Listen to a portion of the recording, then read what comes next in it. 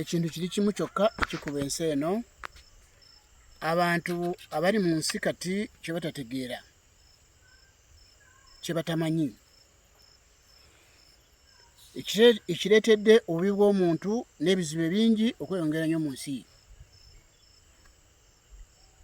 Entalo n'obukyayi mu bantu ne byeyongera. Ekifudde amadiini n'amakanisa agali mu nsi okubeera ebirerya nga tegali mu nsa. Ekireetedde obufumbo okulemererwa mu nsi yonna. Ekireetedde abaana okujeemera bazadde baabwe. Ekintu ekibuzizza abantu bonna emirembe mu mitima gyabwe mu maka ne mawanga gonna, nga tewali muntu kati ali mu mbeera gy'ayagala kubeeramu, kabeere omugagga n'omwavu. Ekintu kino kyokka kye kinawaliriza abantu bonna mu nsi okujja wano ku lusozi Kitongo okukifuna. Kubanga ekintu kino kyajja n'obuwandiisi buno. Abantu banaawulira olulimi lw'enjogera beebo bokka abajumbize b'okusoma Bayibuli be banaawulira bulungi olulimi lw'entegeeza. Eno nsi yasoba, mwetaaga kutegeera mutandikirawa. Ekizibu bantu bangi naddala mu Afrika tebaagala nnyo okutunda mu byafaayo. Ebintu bijulidde kutegeera ebyafaayo by'ensi eno n'omuntu. Nga temugoberedde sayansi eri mu nsi kuba sayansi yalemwa. Eri mu kukola mundu n'ebirala naye tesobola kukyusa embeera eriwo mu nsi kuleeta emirembe mu mitima gy'abantu. N'olwekyo mulina okugoberera ebyafaayo by'ensi eno. Katonda abantu bazze batambula naye batya, era kikyasoba ensi ekola ki.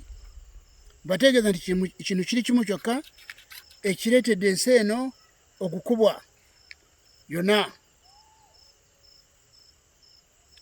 Mu ngeri eno bategeeza nti waliwo ekigambo n'amadiini gatategeeranga, amakanisa gatategeeranga nga kiri mu Bayibuli eno naye nga kyekikuba ensi yonna.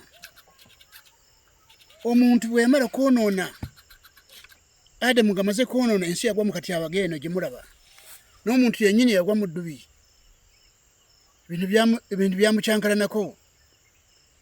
Bw'odda mu byawandiikibwa mu Lubereberye Ssuula 3 n'olunyiriri 17 Katonda yakolimira Adamu n'ensi n'agikolimira, omuntu yakolimirwa n'ensi Katonda agikolimira.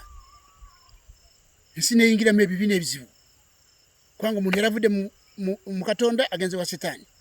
So kye mbategeeza olwo lugendo olwo lwateetera ne Katonda okuzikiriza ensi eno n'amataba, mukijjukira bulungi, ng'omuntu yeyongedde okufuuka mubi mu maaso ga Katonda.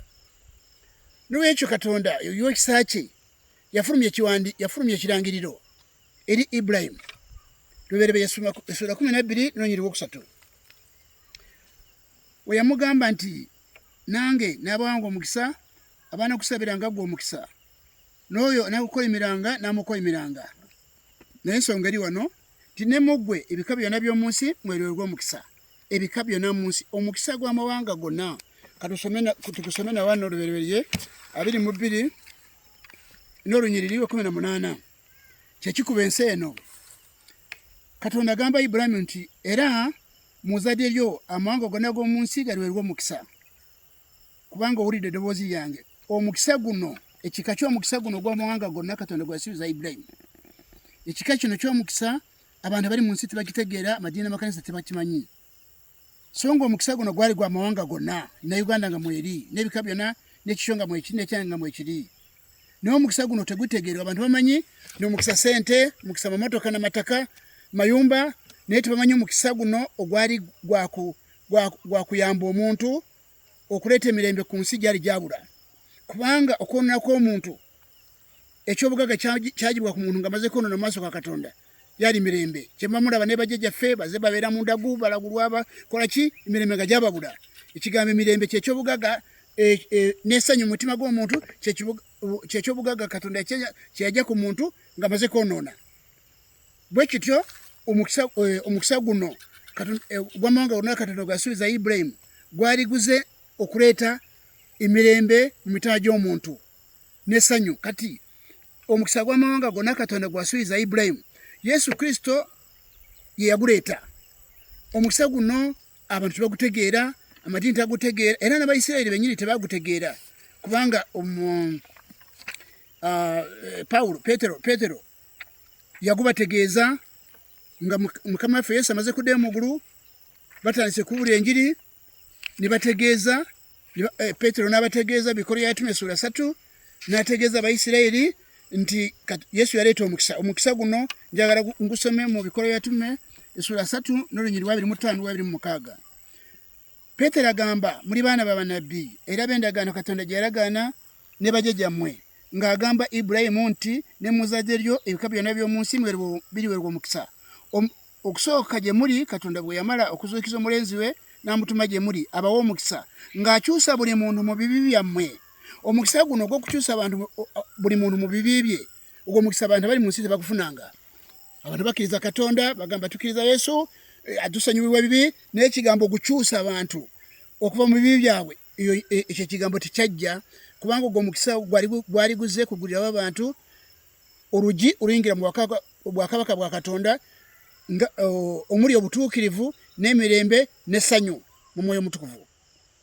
Era ekigambo ekyo ky'okuyingira mu bwakabaka bwa Katonda twalibwa kubuyingizibwamu omukisa guno. Amadiini amakanisa tegamanyi omukisa guno gufaanana gutya, era gwali gwagutuukirizibwa gutya era abantu bonna bali mu nsi.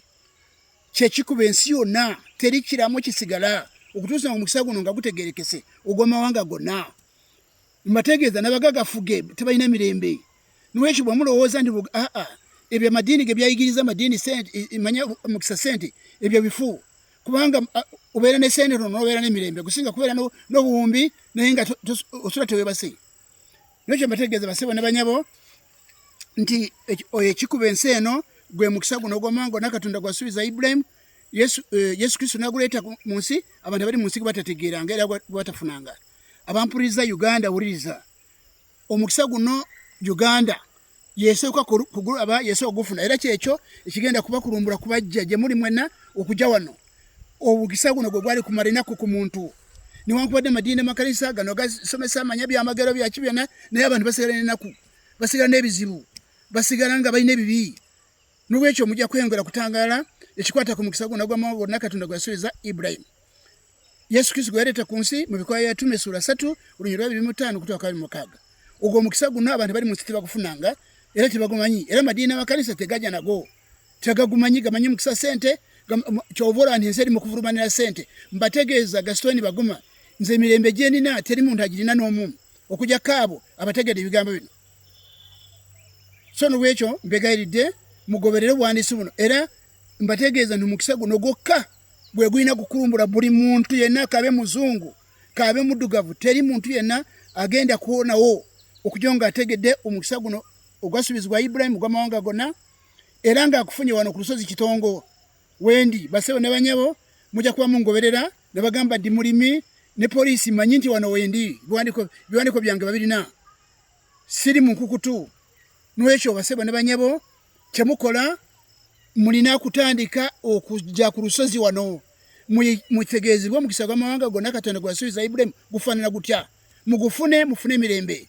Gwe gwokka gunoleeta emirembe mu mawanga gonna. Awatali ekyo ensi yonna ejja kugwa, ensi yonna ejja kufaafagana. N'ekyo neebaza Katonda ku lwammwe, mweyongere okugoberera obuwandiisi buno. Mwebale nnyo.